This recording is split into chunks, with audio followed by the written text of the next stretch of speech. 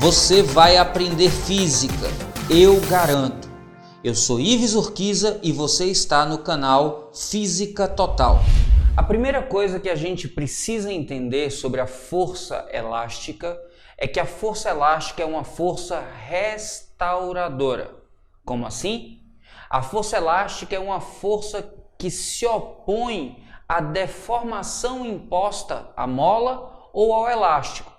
Se você pega uma mola e puxa essa mola esticando ela, a força elástica vai ter um sentido contrário à força que você aplicou na mola. Se você pega essa mesma mola e comprime, de novo a força elástica vai se opor ao sentido da força que você aplica. Porque a força elástica, ela sempre se opõe à deformação imposta ao corpo, tentando restaurar o formato original dele. Então, a mola tem um comprimento natural ou um comprimento inicial que, ao ser variado, vai ter uma força feita pela própria mola sobre os corpos que aplicam forças nela para tentar trazer o corpo, no caso a mola, de volta para seu tamanho original. Imagine que a mola tem aqui 25 centímetros e eu a estico. Se ela fica com mais de 25 centímetros, uma força vai ser aplicada na minha mão tentando trazê-la de volta para o tamanho original.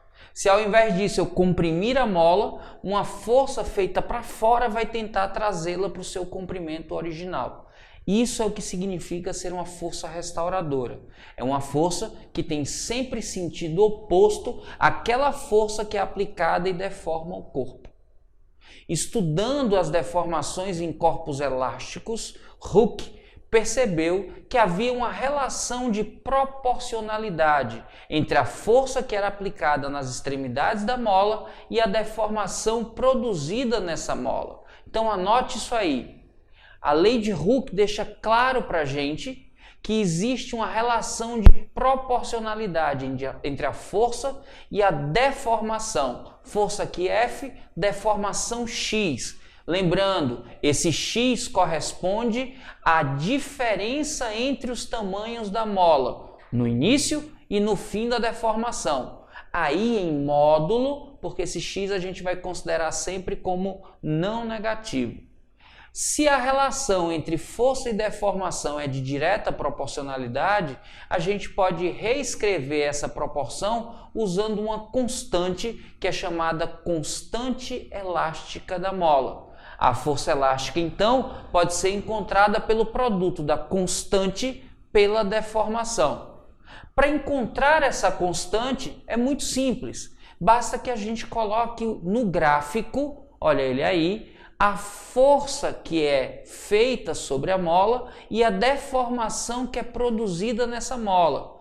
Perceba que esse gráfico é linear e que pela inclinação desse gráfico a gente consegue encontrar a constante. Simples assim. A gente pode também encontrar em algumas situações constantes de molas equivalentes a uma associação, que pode ser em série ou em paralelo, como você vai acompanhar na mãozinha a seguir. Olha aí, fera. Quando você coloca molas em sequência, conectando a extremidade de uma à extremidade da outra, e faz uma força em uma das extremidades do conjunto, a gente diz que esse conjunto é uma associação de molas em série.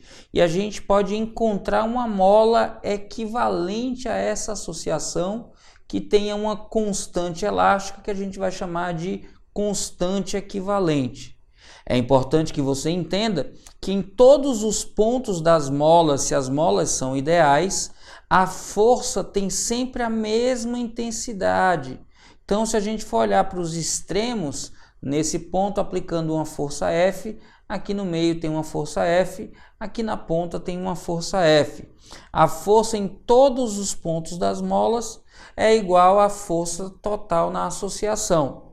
Agora, cada uma dessas molas, quando tracionada ou quando comprimida, sofre uma deformação individual e a soma dessas deformações corresponde à deformação da associação. Quando a gente junta essas duas informações e isola a constante elástica, a gente consegue mostrar que o inverso da constante equivalente é igual à soma dos inversos das constantes que estão associadas. Então, se eu tiver 2 molas, é o inverso da constante 1 mais o inverso da constante 2. Se eu tiver 3, eu acrescento mais 1, e quantas molas eu tenha, tantas vezes eu vou fazer o inverso da constante. Então, eu tenho que o inverso da constante equivalente é a soma dos inversos das constantes associadas. Muito importante, isso significa que a constante equivalente, quando a gente tem uma associação em série, é sempre menor que cada uma das constantes das molas. Muito cuidado, a constante equivalente aqui é menor que a constante equivalente de cada uma das molas. Agora, se eu junto as molas em paralelo e traciono essas molas, o que é igual agora é a deformação que cada uma dessas molas sofre. Só que a força total que é aplicada pelo conjunto de molas é obtido pelo somatório das forças individuais. Então, na hora de calcular quem é a constante equivalente da mola, quando as molas estão em paralelo, eu preciso me lembrar que a força elástica da associação é igual à soma de cada uma das forças aplicadas por cada uma das molas. Já a deformação da associação é igual à deformação de cada uma das molas. Quando a gente coloca isso na fórmula da força elástica, que é constante vezes deformação, e isola a constante, a gente consegue mostrar que a constante equivalente numa associação em paralelo de molas é igual à soma das constantes de cada uma das molas que estão associadas. E aí, se a constante elástica é equivalente à soma das constantes, quando a gente faz uma associação em paralelo de molas, o valor da constante equivalente é sempre maior que o valor de cada constante associada. Se aqui eu tiver uma mola 1, a constante equivalente é maior do que a constante da mola 1. Se aqui for uma mola 2, a constante equivalente é maior do que a constante da mola 2. Em série, a constante equivalente é sempre menor que as constantes de cada mola associada. Em paralelo, a constante equivalente é sempre maior que cada uma das constantes associadas. A mola da figura varia o seu comprimento de 10 cm para 22 cm quando penduramos em sua extremidade um corpo de peso 4 newtons. O comprimento total dessa mola quando pendurarmos nela um corpo de peso 6 newtons é... Olha aí, a figura mostra que a mola tem comprimento sem distensão de 10 centímetros e quando tracionada por uma força de 4 newtons, muda para 22 centímetros. Ora, aqui na figura, a força-peso e a força elástica estão em equilíbrio. Por isso eu posso escrever que o módulo da força elástica é igual ao módulo da força-peso. Como força elástica é dado por constante vezes deformação, eu posso escrever que constante vezes deformação é igual a força-peso. E, por fim, eu posso escrever que a constante é igual à intensidade da força-peso dividido pela deformação. Aí você me pergunta, ué, Ives, e por que você fez isso? Aí eu digo, a constante tem um valor que é fixo, independente do valor de tração que a mola sofra. Então, eu posso dizer que a constante na primeira situação, que é quando a força do corpo, a força-peso é 4 newtons, é igual à constante na segunda situação, que é quando eu penduro um corpo de 6 newtons. Então, eu posso escrever peso sobre deformação. Primeiro peso, 4 newtons. A primeira deformação, quando você olha, a mola passou de 10 para 22. Então, ela aumentou 12 centímetros. Aqui em cima, newtons, aqui embaixo, centímetros. Na segunda situação, eu vou colocar um corpo de 6 newtons e quero saber quanto é a segunda deformação. Em cima newtons, embaixo centímetros. Produto dos meios é igual ao produto dos extremos. 4 vezes a deformação 2 é igual a 6 vezes 12, que dá 72. O valor da deformação 2, então, vai ser igual a 72 dividido por 4. O valor da deformação 2 vai ser igual a 18 centímetros. Ora, mas a deformação é a diferença entre o comprimento final da mola, quando tracionado por 6 newtons, e o comprimento inicial, que é 10 centímetros. E isso é igual a 18. Menos 10 ao mudar de membro passa mais 10. Então eu vou ter que o comprimento final da mola, quando tracionado por uma força de 6 newtons, é 28 centímetros. Qual é a alternativa que diz isso pra gente? A da letra A. A de aprovação, fera. Aprovação, que é o seu destino. Vamos juntos. No sistema mostrado na figura, o bloco tem massa igual a 5 kg. A constante elástica da mola vale 2 newtons por centímetro. Considere que o fio, a mola e a roldana são ideais. Na situação de equilíbrio, qual a deformação da mola em centímetros? Olha aí, muito tranquila a questão. Tem um corpo de massa 5 kg que está em equilíbrio e está pendurado por uma corda que está esticando uma mola. Olha, isso significa que o módulo da tração na corda, já que está em equilíbrio, tem o mesmo valor do módulo da força elástica. Mas o corpo estando em equilíbrio, a tração aplicada sobre o corpo equilibra o valor da força-peso que está puxando o corpo para baixo. Aí fica fácil de ver que força elástica tem que estar equilibrando a força-peso. Simples assim. Lembrando que força elástica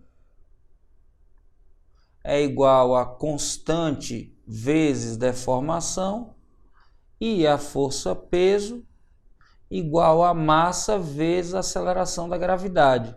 Substituindo, constante vezes deformação é igual a massa vezes aceleração da gravidade. A constante diz que é de 2, atenção à unidade, newtons por centímetro, vezes a deformação, que é o que eu procuro, é igual a massa, que é 5 kg, vezes a gravidade, que é 10. Massa em quilogramas, gravidade em metros por segundo quadrado, isso aqui está em newton. Logo, a unidade de comprimento aqui da deformação tem que ser centímetro para que essa equação esteja homogênea. O valor de x, então, vai ser facilmente encontrado multiplicando 5 vezes 10, 50, e passando o 2 que está multiplicando, dividindo. 50 dividido por 2 é igual a 25. Então, a deformação da mola, quando ela estiver equilibrando um corpo cuja massa é 5 kg, vai ser 25 centímetros. Simples assim. Dispõe-se de duas molas idênticas e de um objeto de massa m. O objeto pode ser pendurado em apenas uma das molas ou numa associação entre elas, conforme a figura. O objeto provocará uma deformação total. Olha só, dá uma olhada para as três figuras. Na figura 1, tem apenas a mola sustentando o objeto. Na figura 2, tem duas molas sustentando o objeto e essas molas estão ligadas em série. Na situação 3, as duas molas estão associadas em paralelo sustentando o objeto. Nas três situações, o objeto está em equilíbrio no final, o que significa que a força feita pela mola ou pelas molas está equilibrando a força-peso. A força-peso é a mesma nos três casos. Então, em que situação eu vou ter a maior deformação, já que a força que traciona as molas é igual nos três casos?